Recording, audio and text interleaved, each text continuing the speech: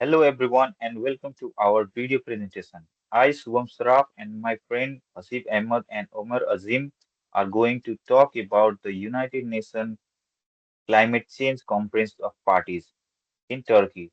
It's also called COP26. Now moving on to the slide,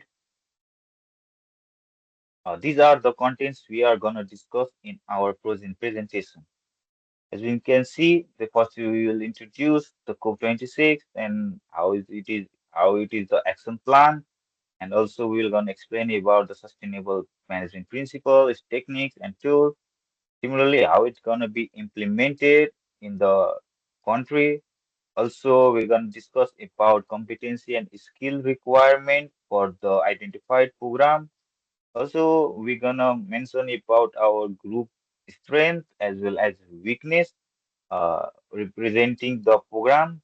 Also, we'll explain about the ways to overcome the weaknesses and we have done the strength, weakness, and its evaluation through mind map diagram, where we will explain about how we overcome these strength and weaknesses along the programs. Uh, at last, we'll explain about conclusion and also mention references. COP26 Turkey. It is a climate change program conference which was held in the Turkey to implement sustainable management practice that will strengthen the nation's sustainability effort, enhancing the climate action and ensure alignment with the goals. A key talents and skills in communication, sustainability, risk management, project execution, and technique domains are necessary for a successful participation in COP26 in Turkey. These are the action plan where we gonna when and how we gonna do our program and complete and reach our goals. First is primarily planning that will be take like around 1 month. Similarly, after completing the primary planning, we will uh, discuss with our stakeholder engagement and by conducting a meeting. Similarly, after completing this task, we'll move on to the baseline data collection and target setting and policy formulation. Similarly, we'll move on to the infrastructure and technological development, which will similarly take around 3 months additional. And also, we will do a new project like renewable energy project will take around 4 months afterwards, and also we will monitor these pro- projects and evaluate its result. So now my friend Hasib will continue from the next slide. Thank you so much, Shubham. And moving on, as we have discussed the action plans and the respective things which Shubham told earlier, now I would like to talk about sustainable management principles. First of all, we will talk about precautionary principle, then there is equality and social inclusion, and then last but not least, the continuous improvement and adaptive management. What are these? Let's take a look. A cautious approach in Turkey's energy sector, according to UNEP 21. Historically, it is reliant on fossil fuels and it is crucial. But the promotion of this transition to renewable energy sources and the government that mitigates environment risks are linked to climate inaction. So this is basically a precautionary principle. Moving on, we have equity and social inclusion. Through Climate Council 2021, we are able to look at the Turkish climate policy faces some challenges in both social effects, low-income groups, and some economic value. Yeah, and highlighting the need for strategies and boost social welfare and create sustainable jobs in renewable energy within rural areas. The equity and social inclusion is a sustainable management principle. And the next is continuous improvement and adaptive management, in which the Turkey government may introduce a systematic review for environmental policy to enhance a mechanism to enhance the overall efficiency of the renewable energy plants, and that aligns with Paris Agreement, which we can approve from Climate Council 2021. Moving on to the next slide, we have techniques for sustainable management. Yeah, we have talked about the principles, and now we are moving on to the techniques of sustainable management principles. We have stakeholder engagement, we have integrated resource management, which is also called in the short form IRM, and then we have life cycle assessment, which is called LCA. Let's take a look. Stakeholder involvement in crucial is it very crucial in Turkey since huge projects and wide-ranging impact on communities are held. Turkey might benefit from a stakeholder engagement, right? That strategy that involves the public as well as commercial sectors. Yeah, allowing for policy modification as well as local perspectives. This is according to UNFCCC 2022. Moving on, we have integrated resource management. What is integrated resource management and how it is important? The UNFCCC 2022 also told us that the government might implement this by conducting policies, different policies, and across sectors such as energy, water, and land management in order to improve efficiency in resources and all the climate impacts overall. So it could possibly be particularly advantageous for Turkey's agricultural and water resources, as we can see. And next we have a life cycle assessment, which is the Turkey may be able to identify and reduce high environmental impacts stages by conducting LCA's major industrial and infrastructure projects, for example. This is also can be verified through UNFCCC 2022. Moving on, we have some tools for sustainable climate programs. We have talked about the principles, we have talked about some techniques, and now we have some tools for sustainable climate programs. For example, greenhouse gas accounting tools. We have environmental management systems, which are also called EMS, and we have some renewable energy simulation software. So let's take a look on these also. Turkey has like enhanced some commitments by utilizing GHG, which is also called greenhouse gas accounting tools, for real-time emissions, like tracking in energy, manufacturing sectors, enabling data-driven policy adjustments for emissions reduction. UNEP 2021 tells us this. Moving on, according to UNFCCC 2022, we may say that implementing an EMS like ISO 1401 across government sectors and public procurement can standardize the environmental compliance overall, ensuring Turkey's industries achieve climate objectives through sustainable operations. Moving on, we have renewable energy simulation software.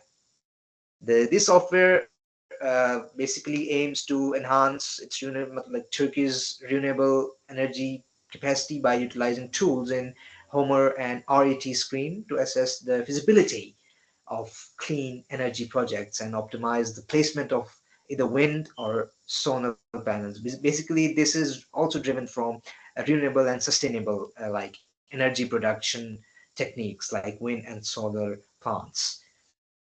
Now, I would like to invite my fellow colleague Omair Azim to further discuss on today's presentation. There you go, Azim. You can take on. Thanks, Hasib. Now I'm gonna further explain my identify project, that is competencies and skill required for the our proposed project. So there are several points which we need to know about, and I've mentioned it as that are listed below. So the first one is culture communication and stakeholder engagement. Another one is the sustainability knowledge and local practices. Third one is the risk assessment and compliances. Fourth one is project and event management. Fifth one is the last one is the technical proficiency. As I talk about the culture, communication, and stakeholder engagement, as creating communication that speaks to Turkish and foreign audiences in a way that it much established connection with the local organization, business, and government agencies. For the sustainability knowledge and local practices, this may follows the SDGs, which are Sustainable Development Goals, and by following proficiency in energy efficient design, waste minimization, and sustainable materials with COP standard that may help the boot reflect local sustainable ideas. The third one will be the risk assessment and comprehensive. So capacity to evaluate, including readiness of natural disasters such as earthquakes, compliance, and efficient operations are ensured by familiarity, local environment, health, and safety requirements. For the project and even management, planning logistics efficiently involves supplies, organization, setups, and control deadlines. So managing budget to allot funds for environmentally friendly solution will happen project and even management. The last one is a technical proficiency. So digital tools for project management or social media engagement and data reporting, visualizing design skill to create appealing both visual and use of interactive their experience, engage in real time, and extending them reach beyond the COP uh, attendance. So that will have the technical proficiency as well. So moving into further, moving into further slide. So I will show about the we have identified some strength and weaknesses and how we should overcome them. So our group's strength includes the clear division of role, strong communication, diverse skill sets, engaging visuals, and time management. So in further slide, I will discuss the weaknesses of what we were facing while discussing. So the technical deficiencies were the main, and the sustainable knowledge, budgetary restriction, and logical challenges. So these were the weaknesses while we were discussing of our proposed project. For the technical deficiencies, tools like digital engagement platform, design tools, or project management software as well were involved with the technical deficiencies which we were facing. For the budgetary restrictions, which is the main part, having trouble finding environmental friendly products or controlling board design and shipping expertise. So the last one was logistics challenges, which include staff management and staff coordinating and equipment arrival on schedule, because it involved the delay in the delays in the project, as the project product doesn't deliver on time, so it go for the delay. So the scheduling may be kept in consideration. And further I will explain how to overcome these weaknesses. So the overcomes are skill building, sustainability expertise, and risk management. And the last one is budget or resource constraint as well. If technical competence is weakness, work with someone who possesses technical know. So acquire the real tools such as design software or management software. So these are the skill development which we need to overcome these weaknesses.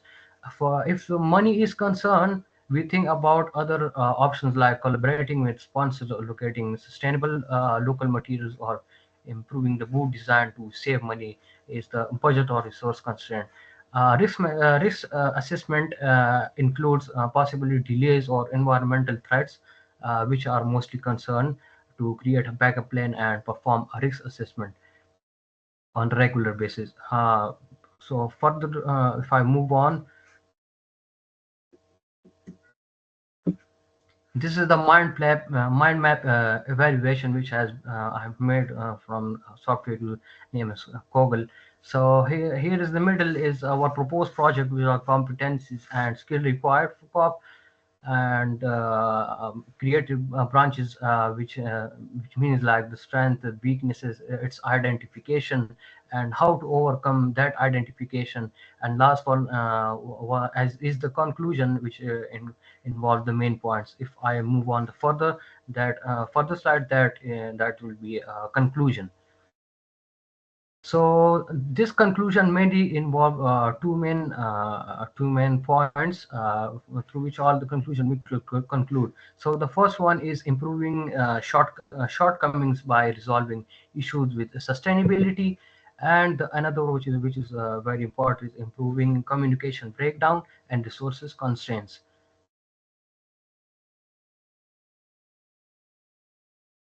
If I move further, so here are the references, which is the UNEP 2021, Climate Council, Council of Foreign Relations, Council of Foreign Relations 2021, UNFCCC, and Unfoundation. So these are the references which we have used for our proposed project.